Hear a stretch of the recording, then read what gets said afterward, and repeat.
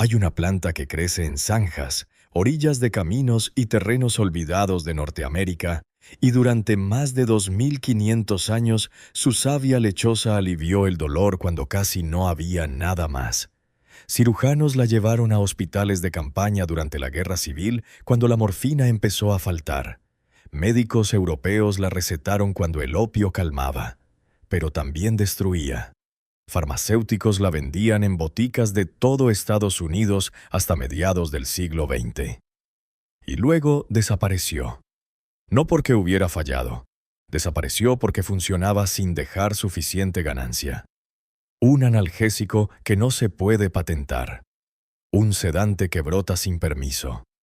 Un remedio que no exige receta, renovación mensual ni dependencia rentable. Mientras la industria farmacéutica levantó un imperio sobre el alivio sintético del dolor, esta planta quedó enterrada debajo de él. Esta es la historia de la lechuga silvestre, el calmante que quisieron borrar. Bienvenidos a Semillas Milenarias, donde lo que la tierra guarda el tiempo lo revela. Antes de continuar, si estas historias te importan, la mejor forma de preservar este conocimiento es simple. Suscríbete, activa la campana y comparte estos episodios con quienes necesitan recordar lo que olvidamos. Cuéntame en los comentarios desde dónde estás viendo esto, porque esta historia cruzó continentes, guerras y boticas antiguas, y me gustaría saber desde cuál rincón nos escuchas tú. La historia empieza mucho antes de las farmacéuticas. En el antiguo Egipto, hacia 1550 antes de nuestra era, escribas registraron una planta asociada al sueño y al alivio del dolor. Más tarde, médicos griegos la describieron como una lechuga amarga y potente, marcada por una savia blanca que brotaba al cortar el tallo. Esa savia era la clave. Al secarse, formaba una resina parda parecida al opio crudo. Por eso, durante siglos la llamaron, sin rodeos, el opio de la lechuga. La planta crecía erguida, alta, con flores amarillas pequeñas y hojas dentadas armadas con espinas finas en la nervadura central. A veces el tallo se manchaba de púrpura, pero lo importante no era cómo se veía, sino lo que guardaba. Toda la planta tenía compuestos útiles, aunque la savia concentraba la fuerza. Romanos y herbolarios posteriores la emplearon para calmar dolor, tos, nerviosismo e insomnio. Nadie la trataba como una rareza. Era simplemente una de las respuestas disponibles cuando el cuerpo sufría. A finales del siglo XVIII y comienzos del XIX, ese conocimiento ya había llegado a la medicina estadounidense. Las farmacias preparaban tinturas, jarabes y pastillas con sus extractos. Se vendía junto a remedios más fuertes como el láudano y la morfina, no como reemplazo total, sino como una herramienta más contra el sufrimiento. Y entonces llegó una guerra que lo cambió todo. Cuando estalló la Guerra Civil en Estados Unidos, el dolor no solo se vivía en el campo de batalla, sino también en los suministros médicos. La Unión distribuyó millones de píldoras de opio y enormes cantidades de tinturas. El sur, en cambio, quedó estrangulado por el bloqueo. Muy pronto, muchos hospitales confederados empezaron a quedarse sin morfina. Las amputaciones seguían, las heridas seguían, el dolor seguía, pero el anestésico desaparecía. Y en esa desesperación, los cirujanos recurrieron a lo que crecía libre a su alrededor. Y la lechuga silvestre prosperaba en caminos, riberas y terrenos removidos del sur. Empezaron a cortarla, recolectar su látex y secarlo hasta formar una resina oscura. No era tan fuerte como la morfina. Nadie decía eso, pero sí amortiguaba lo insoportable. Sí ayudaba a soportar procedimientos. Sí ofrecía descanso a hombres que de otro modo habrían muerto gritando. Informes médicos dejaron constancia de que, cuando el opio líquido faltaba, esta planta se volvió un recurso real. No era folclore, era medicina de guerra. Y cuando el conflicto terminó, muchos médicos entendieron algo incómodo. El opio calmaba, pero también estaba dejando una estela de dependencia devastadora. La aguja hipodérmica se expandió y con ella una nueva epidemia de adicción. Hacia finales del siglo XIX, una parte alarmante de la población estadounidense vivía atrapada por opiáceos, pero la lechuga silvestre no arrastraba esa misma maldición. Médicos polacos comenzaron a compararla con el opio en pacientes con dolor, tos persistente e insomnio. Sus conclusiones eran incómodas para cualquiera que creyera que lo más fuerte siempre era lo mejor. Su acción era más suave, sí, pero también más limpia. Menos efectos secundarios, menos peligro. En ciertos casos, incluso mejores resultados precisamente porque calmaba sin arrastrar al paciente a la misma esclavitud química. No era un remedio marginal.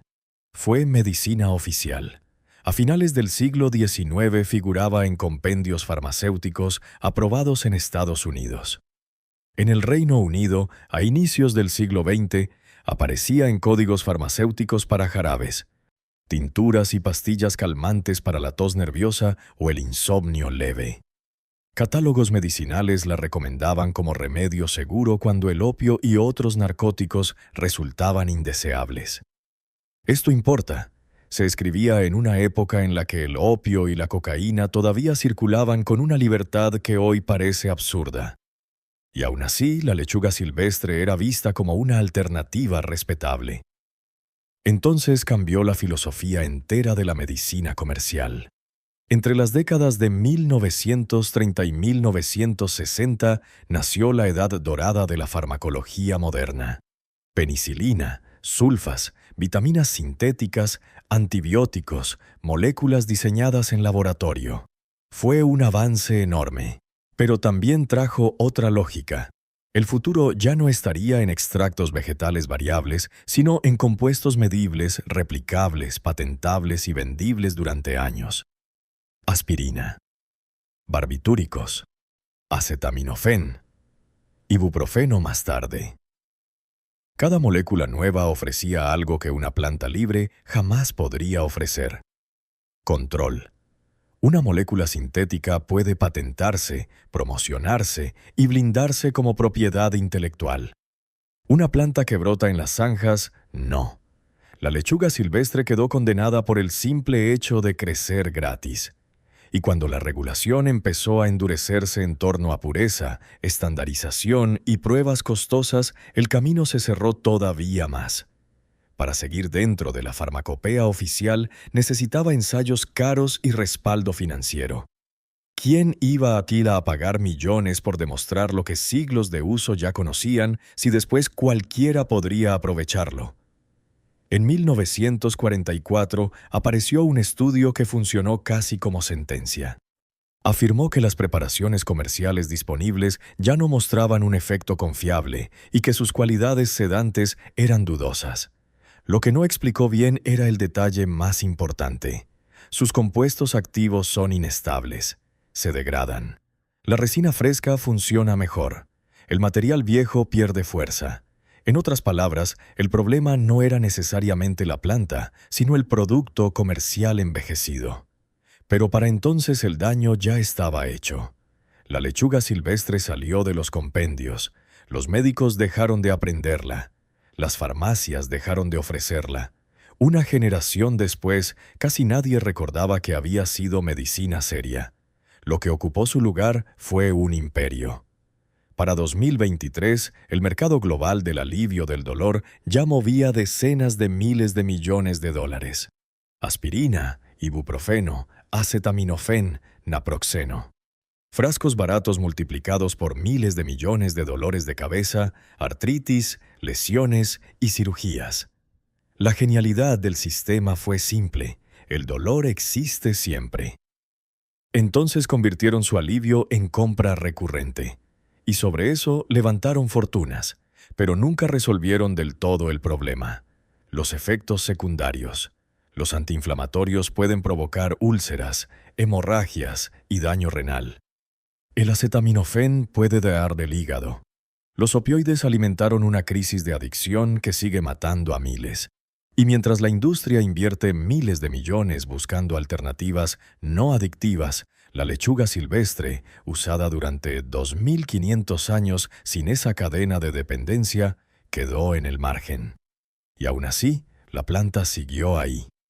Crece desde California hasta Massachusetts, en caminos, taludes, riberas y terrenos baldíos. Si sabes reconocerla, no es invisible. Tallo alto, a veces moteado de púrpura, hojas recortadas con espinas en la nervadura central, flores amarillas pequeñas y, al cortarla, la señal definitiva: una savia blanca que brota como leche. Ahí está la medicina. Eso fue lo que realmente intentaron enterrar. No solo una planta, sino una idea. La idea de que el alivio puede crecer gratis. La idea de que la medicina no necesita nacer siempre de una corporación. La idea de que el conocimiento puede pasar de mano en mano sin convertirse primero en modelo de negocio. La lechuga silvestre sigue esperando en zanjas y orillas. No necesita aprobación, no necesita marketing. Solo necesita que alguien vuelva a saber qué está viendo cuando corta el tallo y aparece la leche blanca. Si Semillas Milenarias despertó algo en ti, me gustaría saberlo. Cuéntame en los comentarios. ¿Crees que plantas como la lechuga silvestre deberían investigarse y preservarse mucho más en una época marcada por dolor crónico y dependencia farmacológica? Suscríbete a Semillas Milenarias, activa la campana para no perderte el próximo episodio, y si esta historia te llegó, compártela con alguien que necesite recordar lo que olvidamos. Cada like, cada compartido ayuda a preservar este conocimiento.